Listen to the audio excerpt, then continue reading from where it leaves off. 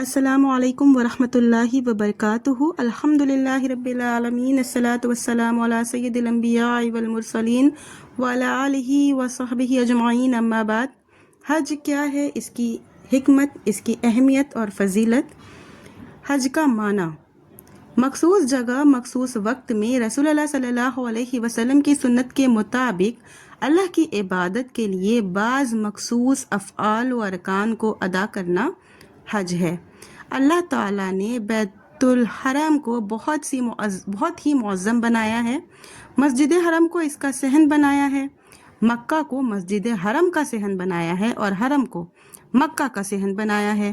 میقات کو حرم کا صحن بنایا ہے اور جزیرہ عرب کو میقات کا صحن بنایا ہے، اور یہ سب صرف بیت اللہ کی تکریم کے لیے ہے۔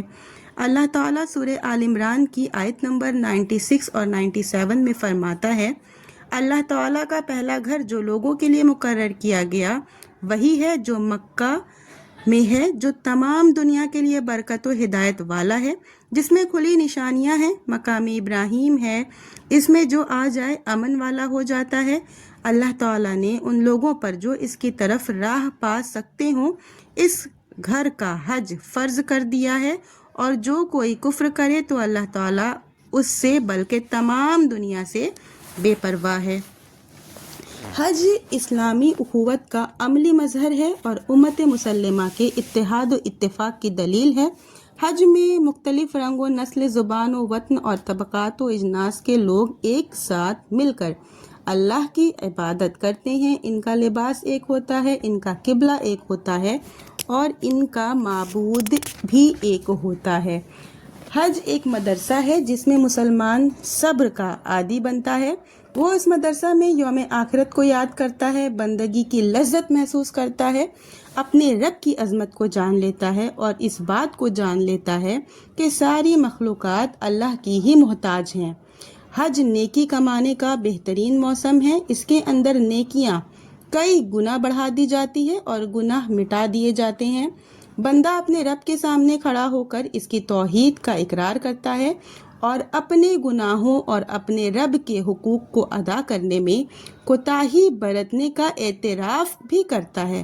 پھر وہ حج سے گناہوں سے ایسے ہی پاک و صاف ہو کر لوٹتا ہے جیسے اس دن تھا جس دن اس کی ماں نے اس کو جنم دیا تھا۔ حج میں انبیاء علیہ السلام کے احوال، ان کی عبادات، ان کے جہاد و اخلاق کی یاد آتی ہے اور آدمی اپنے اہل و عیال کی جدائی پر اپنے نفس کو تیار کرتا ہے۔ حج میں ایک مسلمان دوسرے مسلمان کے احوال سے واقف ہوتا ہے، ان کے علم و جہل، غنا و فقر، استقامت و انحراف سے باخبر ہوتا ہے۔ حج کا حکم: حج جو ہے اسلام کے ارکان میں سے ایک رکن ہے۔ یہ 9 ہجری میں فرض کیا گیا۔ حج ہر آزاد، بالغ، عاقل اور قادر مسلمان پر زندگی میں ایک بار فوری طور پر واجب ہے۔ یہ چیز ہمیں ثابت کرتی ہے سورہ آل عمران کی آیت نمبر 97 سے، میں نے شروع میں پڑھی ہوں۔ اللہ تعالیٰ نے ان لوگوں پر جو اس کی طرف راہ پا سکتے ہیں اس گھر کا حج فرض کر دیا ہے، اور جو کوئی کفر کرے تو اللہ تعالیٰ اس سے بلکہ تمام دنیا سے بے پرواہ ہے۔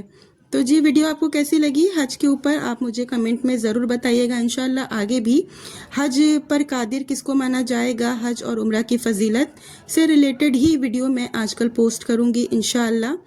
آپ کا کوئی سوال ہو تو آپ مجھے کمنٹ میں ضرور آئی تھی، تو آج ان کے لیے دعا کریں گے کہ یا اللہ تعالیٰ وہ جو بھی ہیں ہسبینڈ اینڈ وائف، اللہ ان کے حق میں جو بہتر ہو وہ کرے، ان کا تبادلہ جس اسکول میں وہ چاہتے ہیں اللہ اس کو ان کے حق میں بہتر کر دے، ان کی بیٹی کو اللہ تعالیٰ بلند نصیب، کامیاب نصیب عطا کرے، ہدایت اور نفع بخش علم سے نوازے۔